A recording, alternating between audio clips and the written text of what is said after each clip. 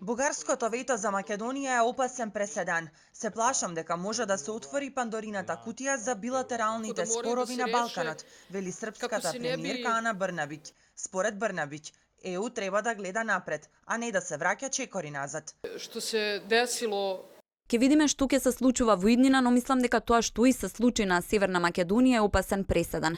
Европските интеграции не смеат да се поврзуваат со билатералните прашања или ако се поврзуваат со билатерални прашања, треба јасно да биде дека тоа е затоа што тие мора да се решат за да не се внесуваат отворени прашања во Европската унија. Мислам дека билатералното прашање на интерпелацијата на потеклото на некој јазик или историја не е билатерално прашање кое треба да се однесува на ЕУ. Поради тоа мислам дека тоа е лош преседан кој е направен и се надевам дека нема да гледаме такви преседани во иднина. Но се плашам дека е можно дека е отворена Пандорината кутија. Но ако така продолжат европските интеграции, тоа е спротивно на сите европски вредности. На ден после преземањето на председавањето со Европската унија, словеничкиот председател Борут Пахор вели одложувањето на почетокот на преговорите со Северна Македонија е политички и морално погрешно, а со тоа се подкупува и авторитетот на Европската унија.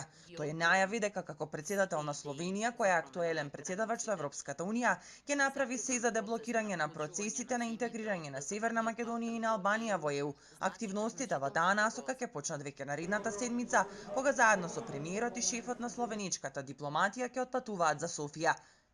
Јас како председател не можем да зборувам од името на владата, но ќе кажам дека словеничката влада ќе направи се за да се деблокира процесот во текот на нашето председавање со Европската унија. Според поранишниот еврокомесар Јоханес Хан, непочнувањето на пристапните преговори со Северна Македонија и со Албанија е јасен неуспех на Европската унија. Преговорите за пристапување кон унијата со Северна Македонија и Албанија и јасно е дека нема што да кажем во врска со ова не може да се одбрани никако.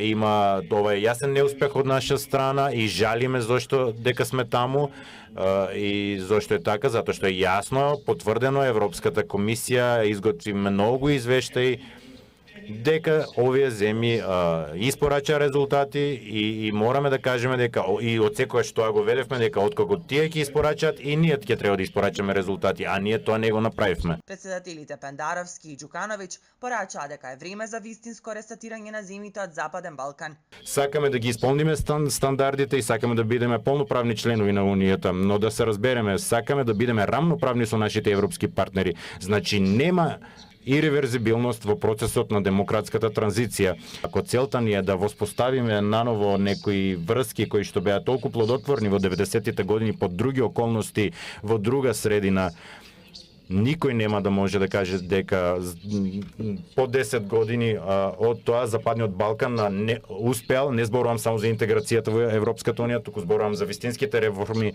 на терен и за среќата на луѓето. На панел дискусијата насловена како ресетирање на синергијата меѓу ЕУ и САД кон Западен Балкан учествува и премиерите на Македонија, Србија, Албанија и Косово. Заеднички истакнаа дека настанот во Охрид, организиран по повод 3 години од договорот од Преспа, го слави успехот на дијалогот и го подобрува имиџот на целиот Балкан.